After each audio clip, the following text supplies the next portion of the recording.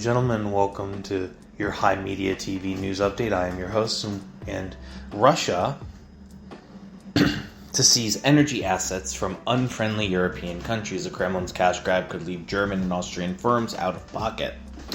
In a decree published Wednesday, the Kremlin mandated the creation of a new Russian-run companies to take over the shares of the colossal Yuzhnoko-Russkoye oil and gas field, currently owned by Austria's OMV and Germany's Wintershall, the two European energy giants, both from countries that Moscow claims are unfriendly in the wake of its full-scale invasion, aggressive imperialist invasion of Ukraine. Together hold about 60% of a stake in the drilling site in Russia's far icy north. While companies will theoretically be compensated for their investment, the amount they receive from the sale will be determined by the Russian state, in a move that marks the biggest asset seizure in the country's recent history. Meanwhile, the Senate finally approves 11 military nominees after Tommy Tuberville backs down from hold. The move comes weeks after the former football coach released the majority of his holds, which began earlier this year over his opposition to the Pentagon's policy of reimbursing service members who've had to travel out of state to receive reproductive health care.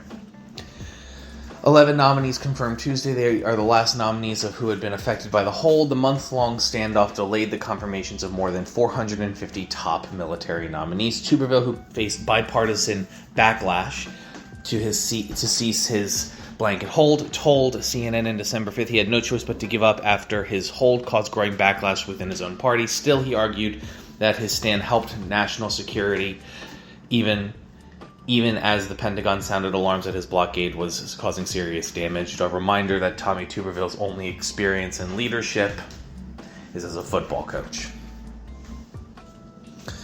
Lastly, Colorado Supreme Court rules Trump is disqualified from presidency for January 6th riot. The landmark decision from the divided Colorado Supreme Court that Trump cannot hold public office under the Civil War era provision is unprecedented, and it marks the first time a court has found him to be ineligible to return to the White House due to his conduct surrounding the January 6, 2021 attack on the U.S. Capitol. Never before has a court determined that a presidential candidate is disqualified under the clause, Section 3 of the 14th Amendment. The ruling does not apply outside of Colorado, and the state high court, whose justices were all appointed by Democratic governors, paused this decision until January the 4th, one day before the deadline for Colorado Secretary of State Jenna Griswold to certify the candidates for the state's March the 5th primary. Ladies and gentlemen, thank you so much for listening and using HIMediaTV for your news updates. We appreciate you. If you are watching on YouTube, please hit the subscribe button, like, and maybe even leave a comment. It helps with the engagement. And if you're listening on podcast, please stick around for post rolls. They financially help the show.